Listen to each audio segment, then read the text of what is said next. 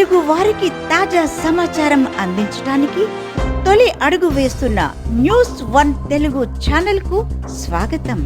DSC preparation సమయం పెంచి మరలా టెట్ రెండవసారి నిర్వహించాలని సిపిఎం నాయకులు టి మాల్యాద్రి కోరారు. సోమవారం గ్రివెన్స్ డే సందర్భంగా సిపిఎం నాయకులు టి మాల్యాద్రి, వ్యవసాయ కార్మిక సంఘం అధ్యక్షులు సీతారామయ్య కలిసి ఆర్డీఓ గారికి మెమోరాండం సమర్పించారు. ఈ సందర్భంగా మాల్యాద్రి మాట్లాడుతూ డిఎస్సి ప్రిపరేషన్ సమయాన్ని కనీసం 90 రోజులు ఉండాలని, మరలా టెట్ రెండవసారి నిర్వహించాలని, అదేవిధంగా వయోపరిమితిని 47 సంవత్సరాలకు పెంచాలని కోరారు. సుమారు 7 సంవత్సరాల తర్వాత డిఎస్సి నోటిఫికేషన్ ఇచ్చారని, దానికి తగిన ప్రిపరేషన్ సమయాన్ని పెంచాలని కోరారు. ఈ కార్యక్రమంలో సిపిఎం నాయకులు ఎస్ మధు, వ్యవసాయ కార్మిక సంఘం మండల అధ్యక్షులు సీతారామయ్య, కార్యదర్శి రాధాకృష్ణయ్య తదితరులు పాల్గొన్నారు. 45 రోజులు ఇచ్చారు సార్.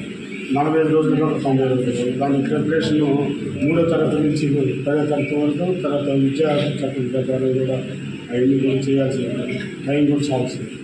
టెట్ సంవత్సరానికి 2 సార్లు నిర్వహించారు సార్. అది సంవత్సరానికి 2 సార్లు నిర్వహించి ఒకసారి నిర్వహించి దాంట్లో చాలామంది ఫెయిల్ అయ్యారు. ఈ 2 సంవత్సరాల నుంచి 7 సంవత్సరాలు 2 సార్లు బీఈడీ చేసి బయటకు వచ్చే వాళ్ళు ఉన్నారు సార్. వాళ్ళకి అవకాశం కూడా ఉంటుంది, వాళ్ళకి కూడా అవకాశం కల్పించి చేయాలని అందుకని గవర్నమెంట్ తెలియజేయాలి.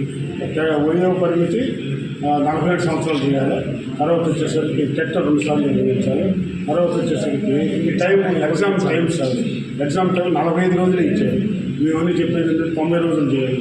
45 రోజులు ఇంత సిలబస్ చదివి రాయటం అనేటువంటి కష్టంతో ఉంటుంది.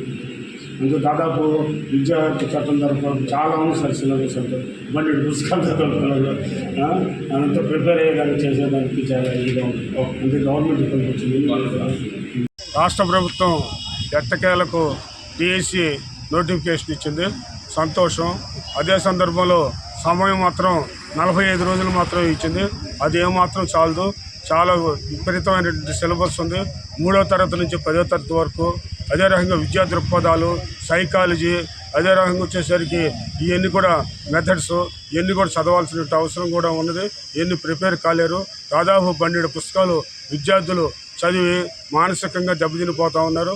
ప్రిపేర్ అవటం చాలా కష్టంగా ఉంది.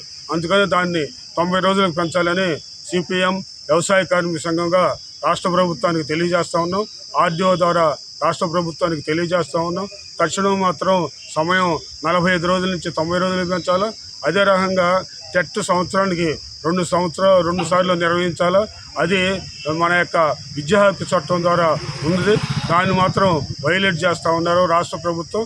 అట్లా వైలేట్ చేయకుండా 2 సార్లు టెట్ నిర్వహించాలని. తర్వాత వచ్చేసరికి ఈ 7 సంవత్సరాల్లో దాదాపు బీఈడీ చేసినటువంటి వాళ్ళు 2 బ్యాచ్లు బయటకు వచ్చినాయి. వాళ్ళు దాదాపు 2 లక్షల మంది దాకా ఉన్నారు. వాళ్ళకి తక్షణం కూడా ఈ అవకాశం కల్పించాలా. అందుకని వయో పరిమితిని కూడా 47 సంవత్సరాలకు చేయాలని చెప్పి బీఈడీ పాస్ అయినటువంటి వాళ్ళకి కూడా వాళ్ళకి టెట్ నిర్వహించి వాళ్ళకి కూడా ఈ ఎగ్జామ్ డిఎస్సి కూర్చునే రకంగా చేయాలని చెప్పి సిపిఎం వ్యవసాయ కార్మిక సంఘంగా తెలియజేస్తున్నాం. విద్యార్థుల్లో పెద్ద ఆందోళన ఉంది ఈ సమయం పాలన దాని మీద. అందుకని ప్రిపేర్ అయ్యేటువంటి విద్యార్థులు చాలా కింద మీద పడుతున్నారు.